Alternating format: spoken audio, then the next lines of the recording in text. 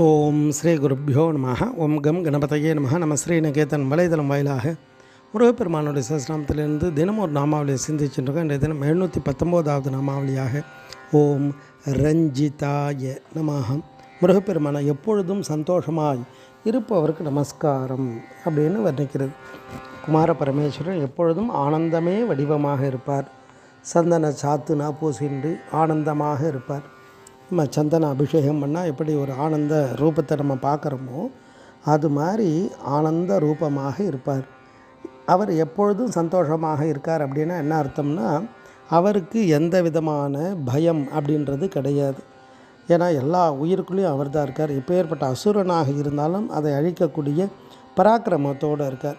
ஆனால் ஜீவனுக்கு எப்படி இருக்குன்னா, பல துன்பங்கள், அந்த துன்பத்தால் அதிகமான மனக்குறைகள் எல்லாம் உயிர்களுக்கு வருது. அப்போ அந்த உயிர்கள் அந்த இறைவனை நாடும் பொழுது அந்த இறைவனுடைய அந்த சந்தோஷமான பாக்கியம் இந்த உயிருக்கும் கிடைச்சிடும். இதை சுவாமி மல திருப்புகழ் அழகாக வர்ணிப்பார்.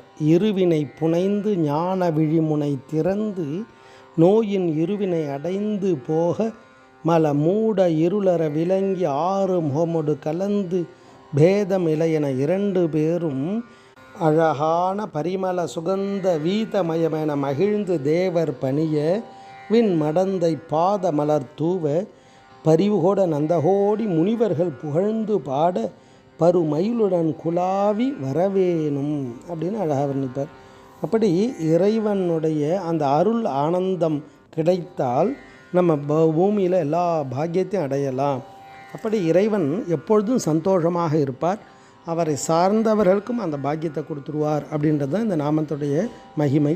ஓம் ரஞ்சிதாய நமஹ. ஸ்ரீ குருப்பியோ நமஹ. ஓம் சும் சுப்பிரமணியாய நமஹ.